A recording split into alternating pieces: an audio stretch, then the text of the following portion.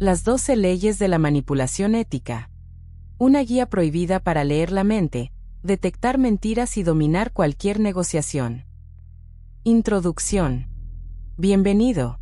Si estás escuchando esto, es porque has decidido dejar de ser un espectador en tu propia vida. Has decidido entender los hilos invisibles que mueven el mundo. Seguramente te han dicho que la manipulación es mala, que es inmoral, que las buenas personas siempre van con la verdad por delante y muestran todas sus cartas. Esa es una mentira diseñada para mantenerte obediente. La verdad es que toda interacción humana es una negociación. Desde pedir un aumento de sueldo hasta convencer a tu pareja de dónde ir a cenar.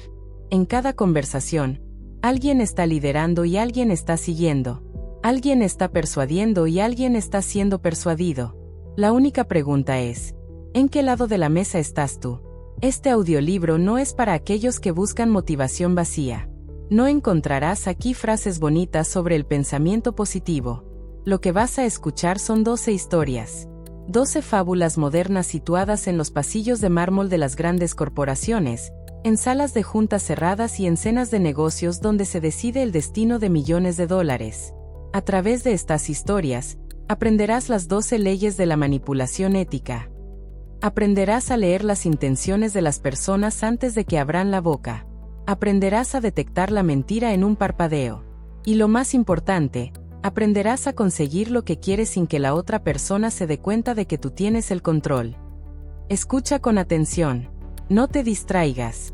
Lo que estás a punto de oír podría cambiar tu carrera, tus finanzas y tu vida para siempre. Empezamos.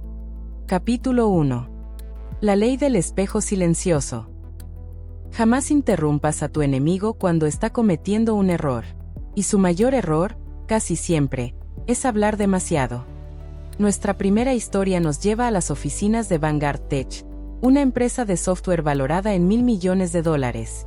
En el piso 42, con vistas a una ciudad gris y lluviosa, se estaba llevando a cabo una reunión que definiría el futuro de la compañía. De un lado de la mesa estaba David, el director comercial. Un hombre joven, brillante, pero ansioso. David tenía prisa. Necesitaba cerrar el trato con los inversores japoneses para salvar su trimestre. Había preparado una presentación perfecta, llena de datos, gráficos y proyecciones optimistas. Del otro lado de la mesa estaba el señor Tanaka, un hombre de 60 años, de rostro inexpresivo, vestido con un traje impecable pero modesto. Tanaka no tenía ordenador. No tenía notas. Solo tenía una taza de té verde humeante frente a él. David comenzó su discurso. Habló con pasión sobre las sinergias, el retorno de inversión y la innovación disruptiva. Habló durante 20 minutos seguidos sin apenas respirar. Cuando terminó, sonrió, esperando el aplauso o al menos una señal de aprobación. El señor Tanaka no sonrió. No asintió. Simplemente, tomó un sorbo de su té, dejó la taza sobre la mesa con un suave tintineo y miró a David a los ojos. Y no dijo nada. Pasaron 5 segundos. Para David, parecieron 5 horas. El silencio en la sala era tan denso que se podía cortar con un cuchillo. David empezó a sentir una gota de sudor frío bajando por su espalda. Su cerebro, entrenado para la acción constante, entró en pánico ante el vacío. Pensó, ¿no le ha gustado? ¿He dicho algo mal? El precio es muy alto. Incapaz de soportar la tensión, David rompió el silencio. Por supuesto, dijo David con voz un poco más aguda, entendemos que el precio inicial puede parecer elevado, pero estamos dispuestos a ofrecer un descuento del 10% si firmamos hoy. El señor Tanaka parpadeó lentamente. Siguió mirando a David. Y siguió callado. David se retorció en su silla. Su mente iba a 1000 por hora. Sigue sin hablar. El 10% no es suficiente. Me van a despedir si no cierro esto. Además, continuó David, atropellándose con sus propias palabras, podemos incluir el soporte técnico premium gratuito durante 2 años. Eso está valorado en $50.000. El señor Tanaka inclinó levemente la cabeza, como si estuviera analizando un insecto curioso. David ya no podía parar. Estaba negociando contra sí mismo. ¿Y si el problema son los plazos de entrega, podemos priorizar su implementación sobre la de otros clientes? Podemos tenerlo listo en 3 meses en lugar de 6. Finalmente, el señor Tanaka dejó escapar un leve suspiro y habló por primera vez. Su voz era suave, casi un susurro. Interesante, dijo Tanaka. Prepare el contrato con esas nuevas condiciones. David salió de la reunión eufórico. Había cerrado el trato. Corrió a contárselo a su jefe. Pero esa noche, mientras celebraba con una copa de vino, la realidad le golpeó como un ladrillo. Había entrado a la reunión con una oferta sólida. Y sin que el señor Tanaka dijera una sola palabra de objeción, David había bajado el precio, regalado servicios costosos y comprometido a su equipo a plazos imposibles. Tanaka no había manipulado los números. Había manipulado el silencio. Había usado la ley del espejo silencioso.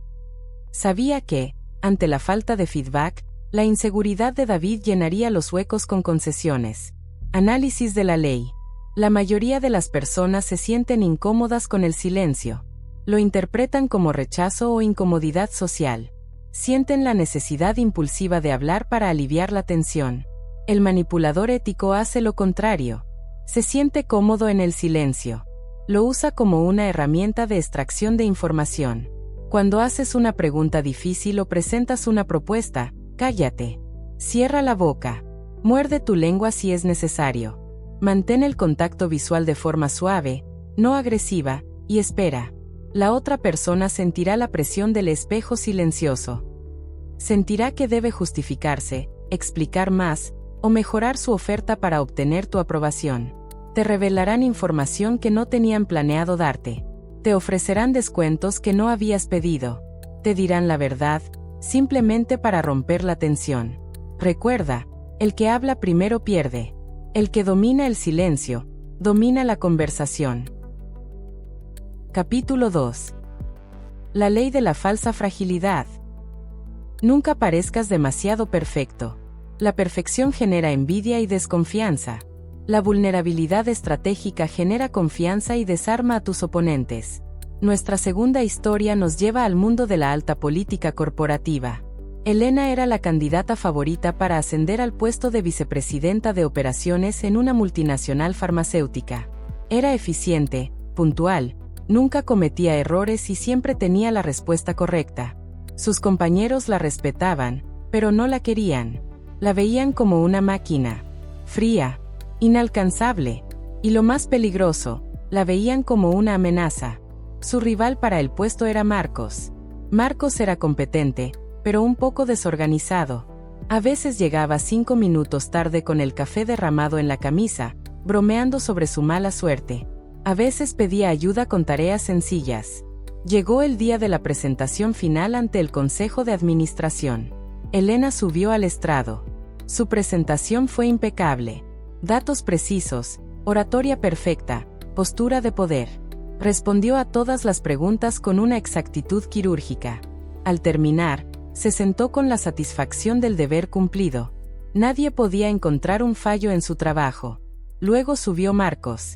Empezó bien, pero a mitad de la presentación, el proyector falló. La pantalla se quedó en negro. En una situación así, Elena habría llamado furiosa al técnico o habría seguido de memoria sin inmutarse. Marcos, en cambio, soltó una risa nerviosa. Vaya, dijo, mirando al consejo. Parece que la tecnología ha decidido que ya he hablado demasiado. Sabía que no debía haber tocado ese cable rojo. Los miembros del consejo sonrieron levemente. La tensión se disipó. Si me permiten, continuó Marcos, sacando un cuaderno arrugado de su bolsillo, tengo mis notas aquí. Quizás sea mejor así, como en los viejos tiempos. Cara a cara, sin pantallas de por medio. Marcos terminó su presentación sentado al borde de la mesa, charlando con los consejeros en lugar de sermonearles. Pidió perdón 2 veces por no recordar una cifra exacta y tuvo que buscarla en sus papeles, murmurando dónde diablos puse ese dato. Al final de la semana, anunciaron la decisión. Marcos era el nuevo vicepresidente. Elena estaba devastada. Enfrentó al CEO en el pasillo y exigió una explicación. ¿Por qué él? Mis métricas son superiores. Mi presentación fue perfecta. El CEO la miró con cierta lástima y le dijo, Elena, eres brillante. Pero Marcos, Marcos es humano. Confiamos en él porque no tiene miedo de mostrar sus fallos. Tú eres tan perfecta que nos haces preguntar qué es lo que estás escondiendo. Análisis de la ley. Esta es la ley de la falsa fragilidad, también conocida en psicología como el efecto Pratfall. Instintivamente, queremos impresionar a los demás mostrando nuestras virtudes y ocultando nuestros defectos. Creemos que si somos perfectos, nos amarán y nos seguirán. Pero la realidad es contraintuitiva. La perfección absoluta crea una barrera. La gente no confía en lo que parece demasiado bueno para ser verdad. Si nunca te equivocas, los demás asumen que eres arrogante o que estás fingiendo. El manipulador ético utiliza la falsa fragilidad para desarmar. Comete un pequeño error a propósito. Pide consejo sobre algo que ya sabes. Admite una pequeña culpa que no tiene importancia. Al mostrar una pequeña debilidad, logras 3 cosas. Primero, te vuelves más agradable y cercano. Segundo, haces que la otra persona se sienta superior o útil al ayudarte, lo que baja sus defensas. Tercero, y más importante, ocultas tus verdaderas fortalezas. Si tu oponente piensa que eres un poco torpe o despistado, te subestimará. Y ser subestimado es la mayor ventaja táctica que puedes tener. No seas un dios inalcanzable. Sé un humano con defectos estratégicos. Capítulo 3. La ley de la opción fantasma. La gente odia que le digan lo que tiene que hacer, pero aman sentir que han elegido libremente. El secreto está en diseñar las opciones para que, elijan lo que elijan, tú ganes. Viajemos ahora a un bufete de abogados de prestigio en Nueva York. Sara, una abogada senior, necesitaba que su equipo trabajara todo el fin de semana para preparar un caso urgente. Sabía que si simplemente les ordenaba venir el sábado y el domingo, tendría una rebelión. Estarían desmotivados, cometerían errores y la odiarían.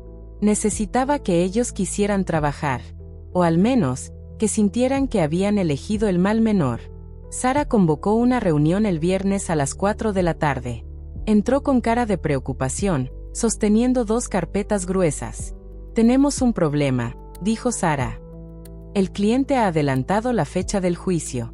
Tenemos 2 opciones, y quiero que seamos democráticos porque esto nos afecta a todos». Puso la primera carpeta sobre la mesa. Opción A: nos quedamos hoy viernes hasta las 3 de la mañana, y volvemos mañana sábado a las 7 de la mañana para trabajar hasta la medianoche. Así tendremos el domingo libre, aunque estaremos agotados y es probable que la calidad del trabajo baje por la falta de sueño. El equipo gimió. Las caras eran de terror absoluto. Opción B, dijo Sara, poniendo la segunda carpeta sobre la mesa con más suavidad. Trabajamos el sábado y el domingo, pero con un horario relajado. De 10 de la mañana a 4 de la tarde ambos días. Pedimos comida del mejor restaurante italiano de la ciudad a cuenta de la empresa. Ponemos música y lo hacemos con calma. Sé que es un sacrificio perder el fin de semana, pero así dormiremos bien y el trabajo será impecable.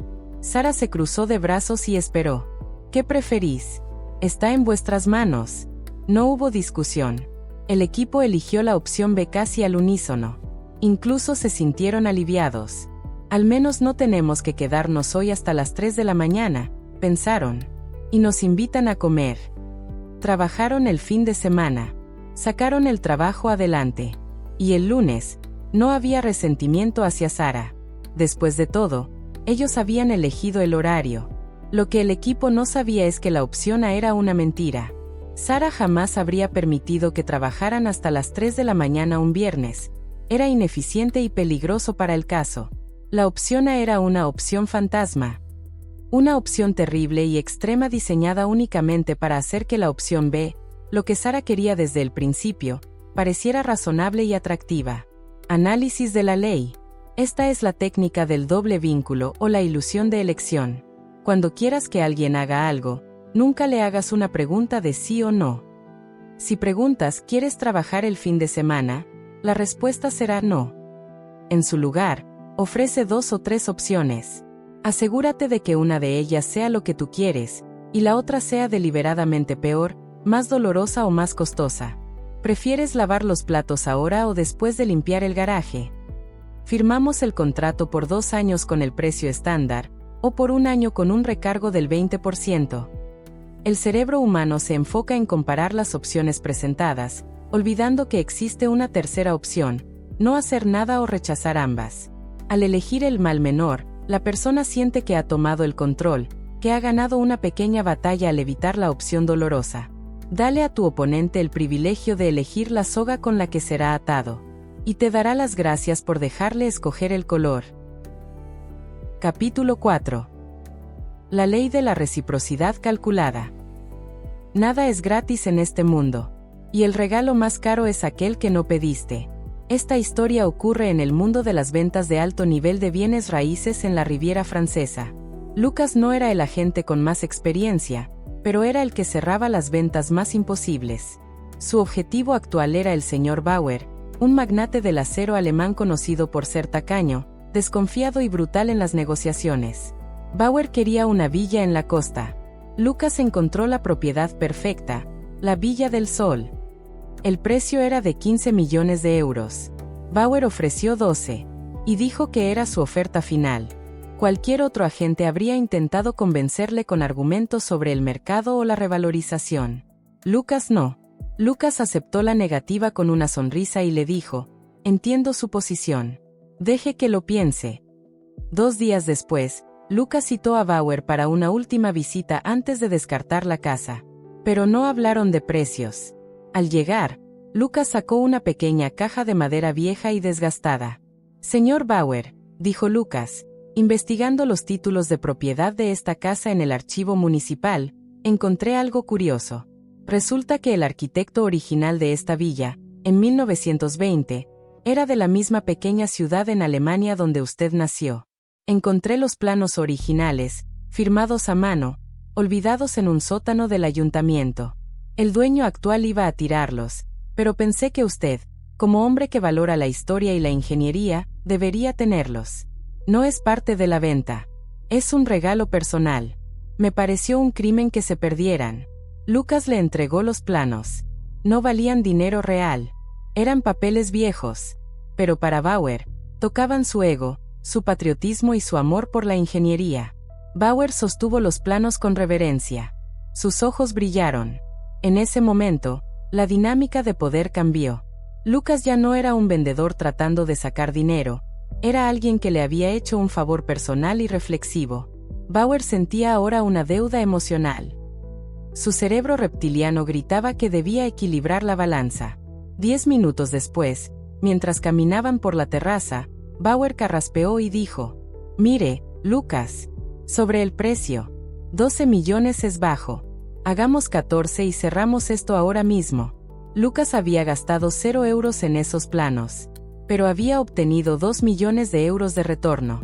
Análisis de la ley. La reciprocidad es el instinto social más fuerte. Si alguien te sonríe, sonríes. Si alguien te golpea, golpeas.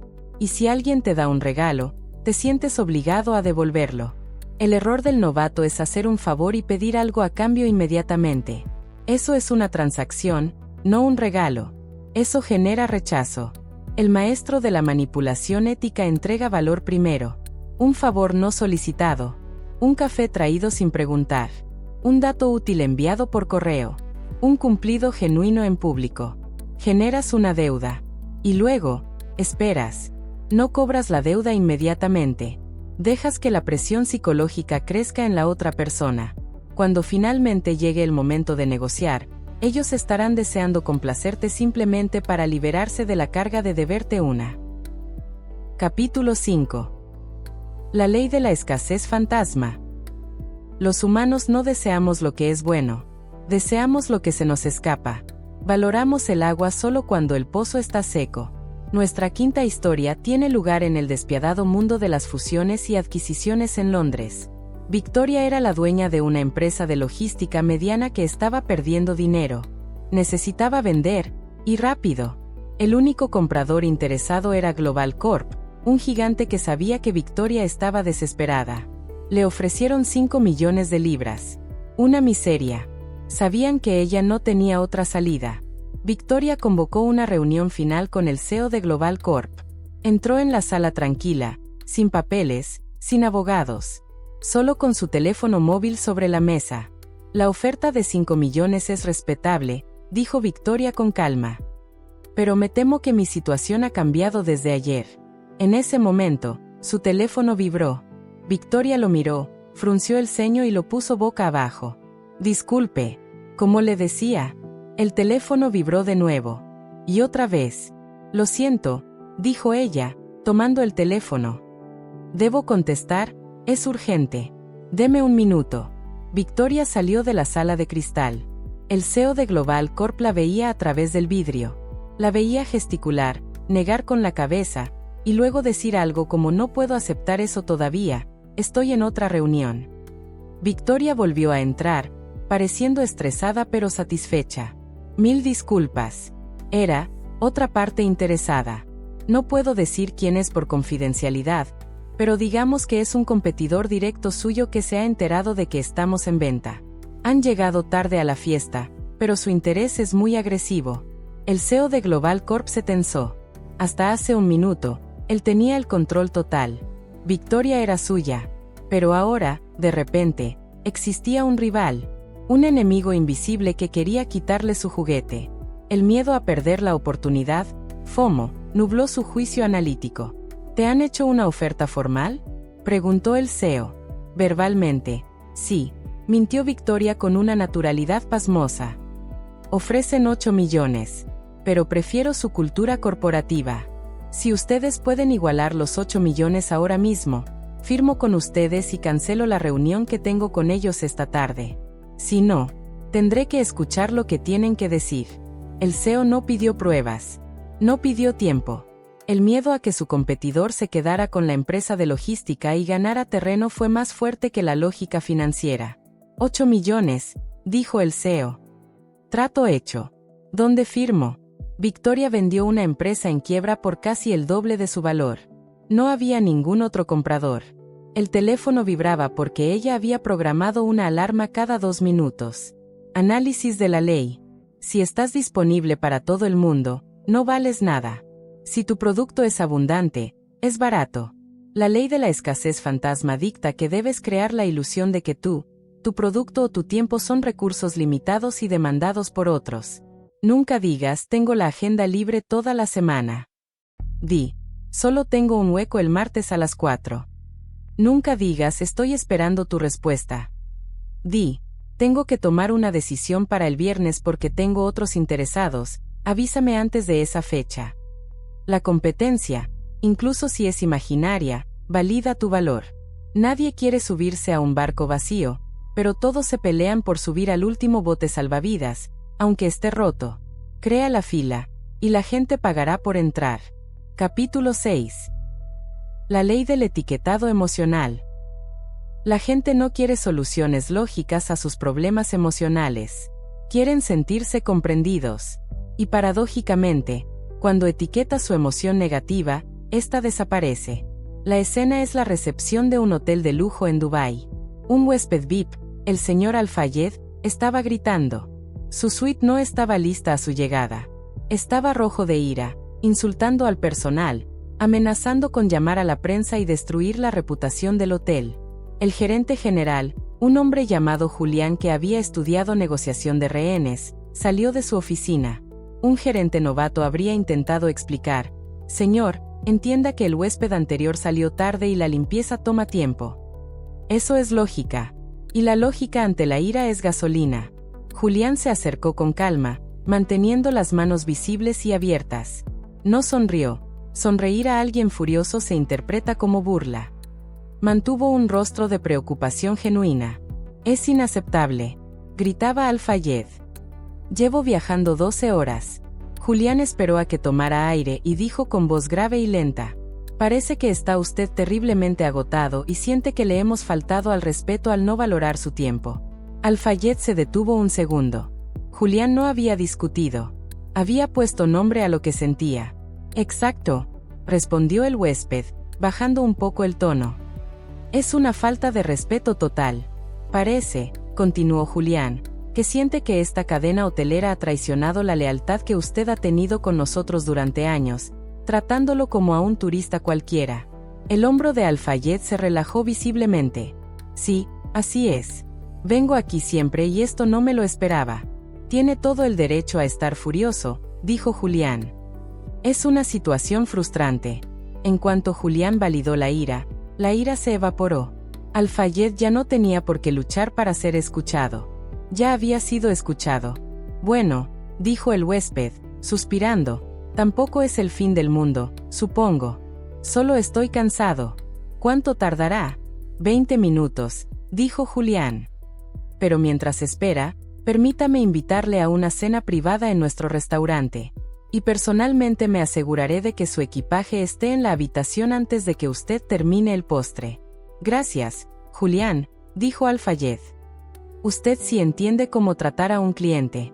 Análisis de la ley. Esta técnica es la base de la empatía táctica. Cuando alguien está bajo una emoción intensa, ira, miedo, frustración, su cerebro lógico se apaga. No puedes razonar con ellos. Lo que debes hacer es etiquetar. Observa su emoción y dilo en voz alta. Usa frases que empiecen por parece que. Suena como si. Siento que. Parece que estás preocupado por el presupuesto.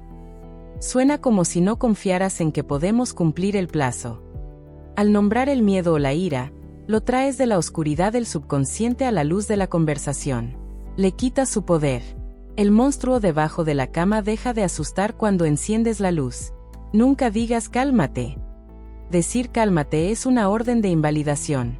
En su lugar, describe su tormenta. Cuando se sientan profundamente comprendidos, te darán las llaves de su confianza. Capítulo 7. La ley de la pregunta calibrada. El poder no está en tener las respuestas. El poder está en hacer las preguntas que obligan a la otra persona a darte la respuesta que tú quieres. Volvemos a una sala de juntas, esta vez en una consultora estratégica.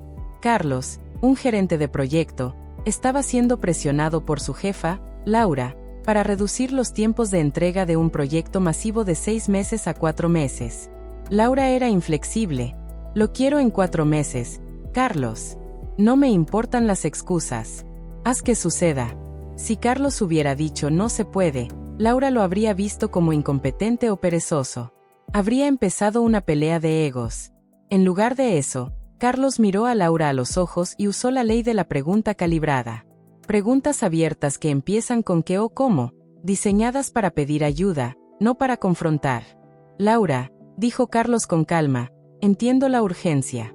Pero, ¿cómo se supone que debemos mantener los estándares de calidad que exige el cliente si eliminamos 1/3 del tiempo de pruebas? Laura parpadeó.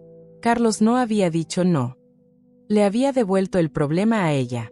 Ahora ella tenía que pensar. Bueno, podéis trabajar horas extra, dijo ella. Podemos, respondió Carlos.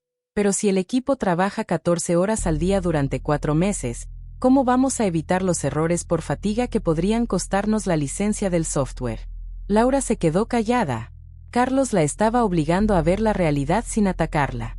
Además, continuó Carlos, si priorizamos la velocidad sobre la seguridad y algo falla, ¿qué le diremos al consejo de administración cuando pregunten por qué nos saltamos los protocolos? Esa fue la estocada final. Carlos había pintado un escenario donde Laura salía perdiendo. Está bien, dijo Laura finalmente. Mantén los 6 meses. Pero quiero informes semanales. Carlos ganó la batalla sin levantar la voz y sin decir la palabra no. Análisis de la ley. Las preguntas de sí o no matan la negociación. Las preguntas cerradas obligan a tomar posturas rígidas. Las preguntas calibradas, o preguntas abiertas, invitan a la otra persona a resolver tu problema. Conviertes a tu oponente en tu mentor. En lugar de decir eso es muy caro, pregunta, ¿cómo se supone que voy a rentabilizar esa inversión? En lugar de decir no voy a hacer eso, pregunta, ¿cómo encaja eso con mis objetivos actuales? La clave mágica es la pregunta, ¿cómo se supone que voy a hacer eso? Si lo dices con el tono adecuado, de curiosidad, no de desafío, la otra persona se detendrá. Su cerebro se verá obligado a empatizar con tu situación para encontrar una respuesta.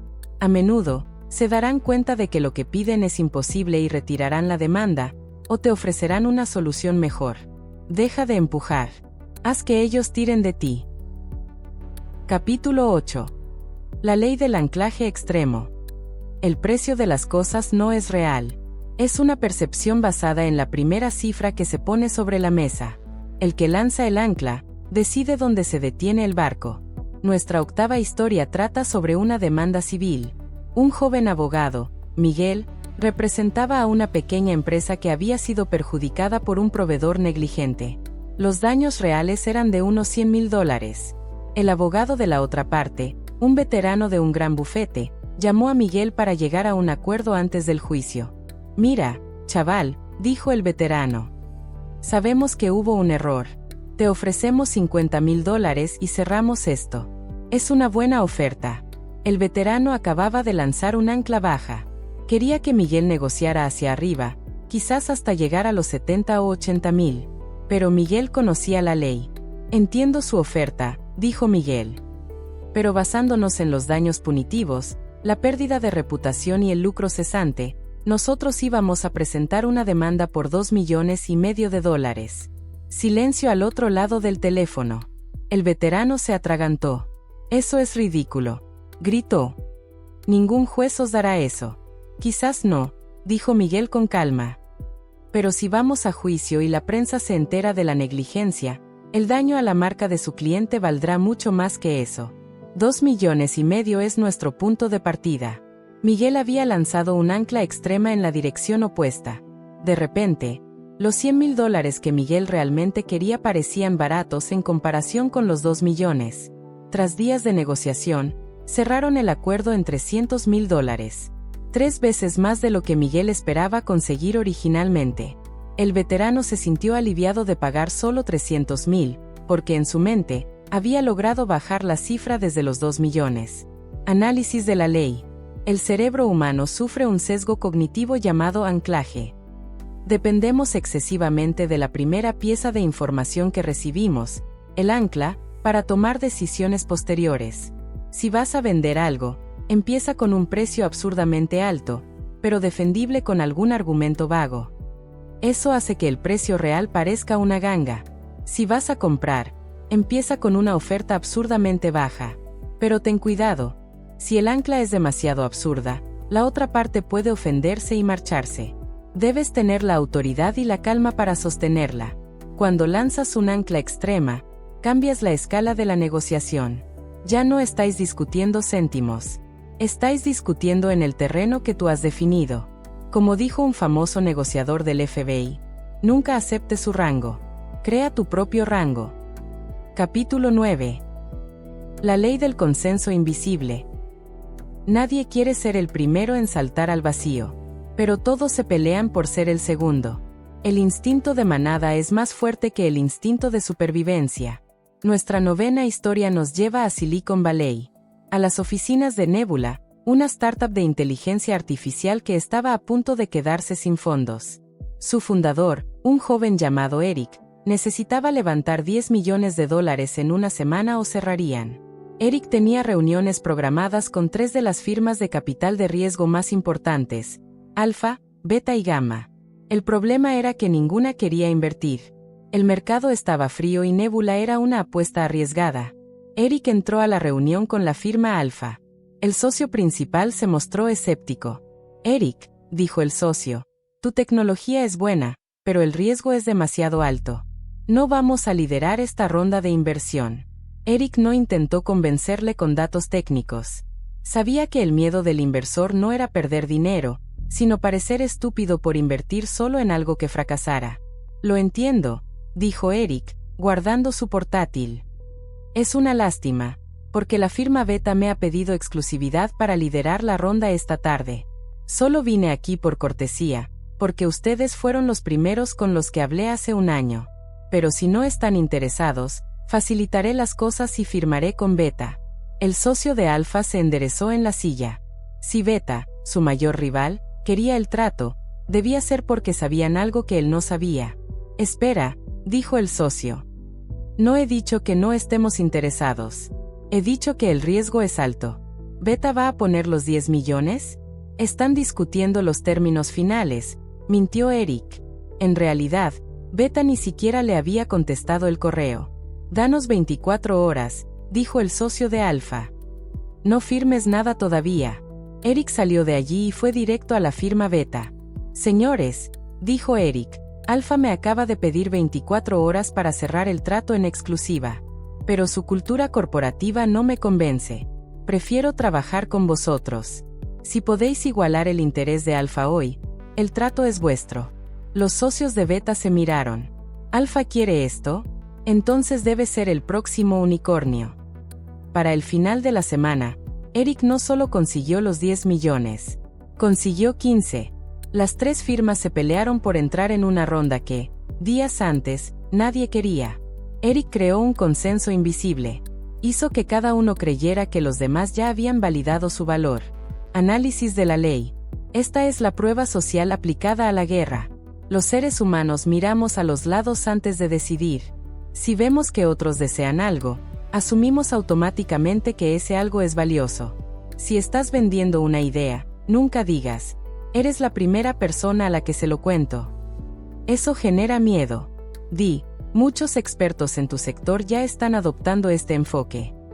Si estás en una entrevista de trabajo, menciona sutilmente que tienes otros procesos de selección abiertos. Estoy en la fase final con otra empresa, pero esta es mi prioridad. No tienes que mentir descaradamente, pero debes iluminar la competencia. Debes hacerles sentir que el tren está saliendo de la estación y que hay mucha gente subida en él.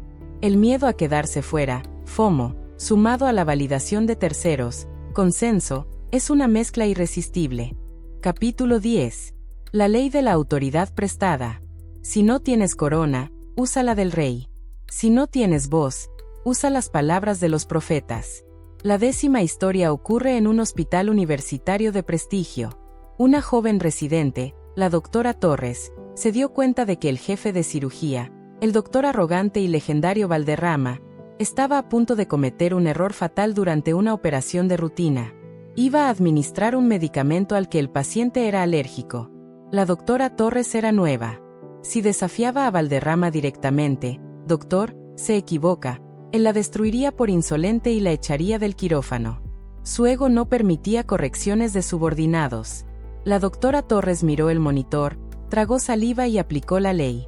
No usó su propia autoridad, que era nula, sino una autoridad superior que Valderrama no podía atacar. Doctor, dijo ella con voz neutra, el protocolo de la Asociación Nacional de Anestesia actualizado ayer indica una contraindicación específica en estos casos.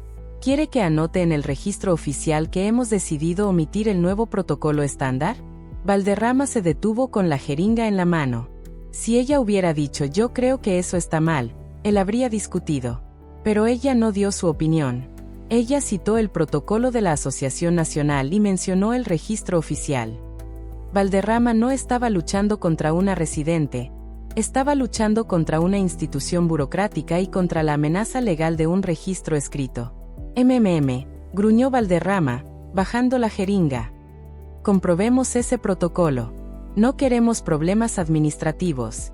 La doctora salvó la vida del paciente sin entrar en una batalla de egos.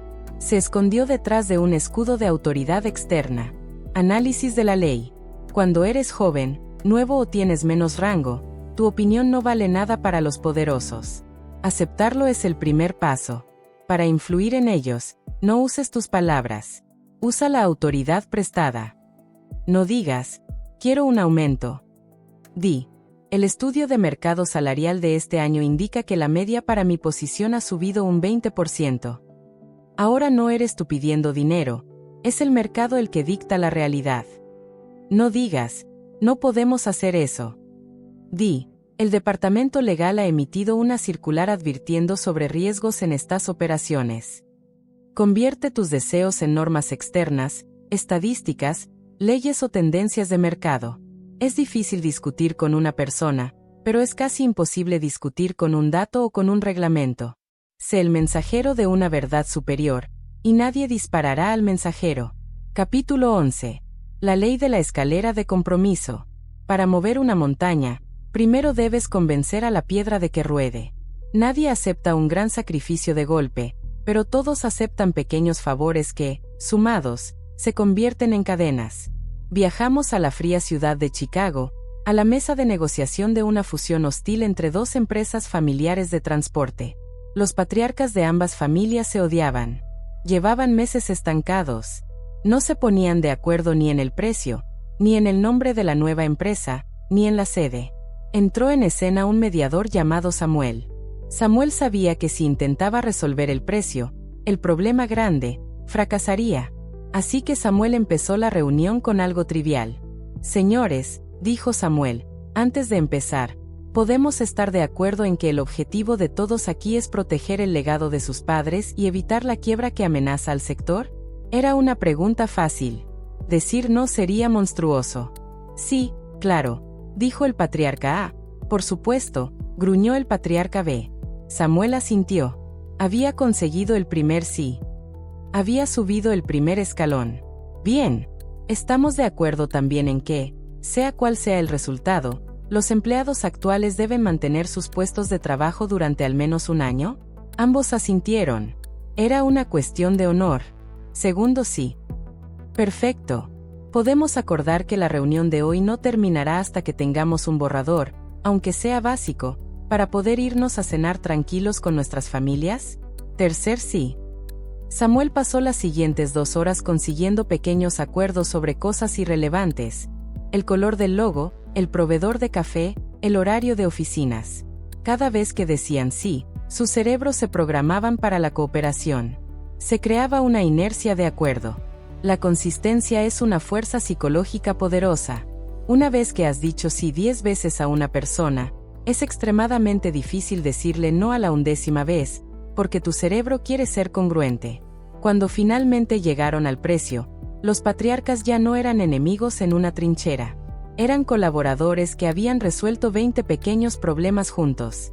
El precio se pactó en 15 minutos. Análisis de la ley. Esta es la técnica del pie en la puerta. Nunca pidas el matrimonio en la primera cita. Si quieres que alguien haga algo grande por ti, haz que primero haga algo pequeño. ¿Me podrías pasar ese bolígrafo? Compromiso micro. ¿Tienes hora? Compromiso micro. ¿Podrías echarle un vistazo rápido a este párrafo? Compromiso pequeño. ¿Podrías revisar el informe completo? El objetivo real. Cada sí es un hilo de seda que atas alrededor de tu oponente. Un hilo se rompe fácil, pero cuando tienes 100 hilos, se convierten en una soga irrompible. Construye una escalera de pequeños compromisos y la gente subirá por ella sin darse cuenta de que los estás llevando al tejado para empujarlos o para salvarlos. Capítulo 12. La ley de la retirada táctica. El poder supremo es la capacidad de prescindir. En el momento en que estás dispuesto a perderlo todo y marcharte, te vuelves invencible. Nuestra última historia es la leyenda de un guionista desconocido en Hollywood a finales de los años 70. Había escrito un guión sobre un boxeador. Los estudios amaron el guión. Le ofrecieron $300,000 por él. Una fortuna para un hombre que tenía $100 en el banco y un perro al que casi tuvo que vender por no poder alimentarlo. Pero el guionista tenía una condición loca. Él tenía que ser el actor protagonista. Los estudios se rieron. No eres nadie, le dijeron. No sabes actuar. Tienes un acento raro. Toma el dinero y vete. Le subieron la oferta a $350,000.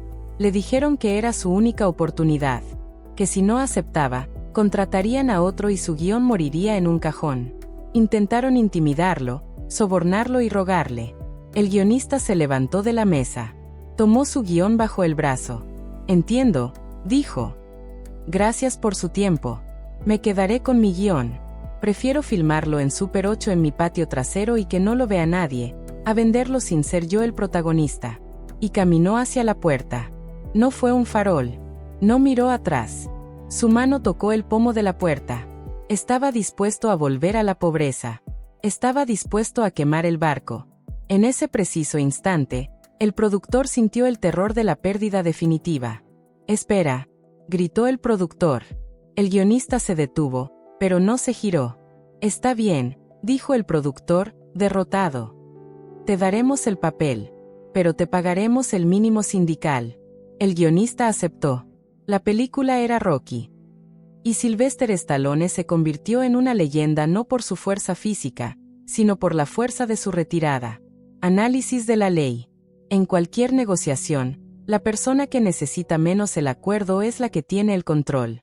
La persona que no puede irse sin el trato es un rehén. Debes cultivar la mentalidad de la abundancia, aunque sea fingida. Debes convencerte de que hay otros tratos, otras oportunidades, otras vidas posibles. Cuando tu oponente siente que no tienes miedo a marcharte, su anclaje, su presión y sus tácticas se desmoronan. Empiezan a perseguirte. La retirada táctica no es huir. Es un movimiento de poder. Es decir, mi dignidad y mis condiciones valen más que tu dinero. Practica el arte de levantarte de la mesa despacio, recoger tus cosas con calma y caminar hacia la puerta. El 90% de las veces, te detendrán antes de que salgas. Y si no te detienen, sigue caminando. Porque un trato donde no te respetan, es un trato que no quieres. Conclusión. Has escuchado las 12 leyes. Has recorrido los pasillos del poder, desde las oficinas de Tokio hasta los estudios de Hollywood. Ahora tienes las herramientas. Sabes cómo usar el silencio para que otros hablen. Sabes cómo usar la falsa fragilidad para desarmar egos. Sabes cómo crear escasez, cómo etiquetar emociones y cómo retirarte cuando es necesario. Pero una herramienta es inútil si se queda en la caja. El conocimiento no es poder, es solo potencial. El poder es la acción. Mañana, cuando vayas a tu trabajo, o hables con tu pareja, o entres en una tienda, prueba una ley. Solo una. Quédate callado 3 segundos más de lo normal. Haz una pregunta calibrada en lugar de dar una orden. Observa cómo cambia la matriz a tu alrededor. Observa cómo, de repente, la gente empieza a reaccionar diferente ante ti. Dejarás de ser un peón en el tablero de ajedrez de otros, y empezarás a ser el jugador que mueve las piezas. El mundo es un lugar duro. Es una jungla de intereses cruzados. Pero ya no estás desarmado. Ahora tienes el manual prohibido. Usa este poder con responsabilidad. ¿O no? Al final, la ética es una elección personal que tomas cuando nadie te está mirando. Fin.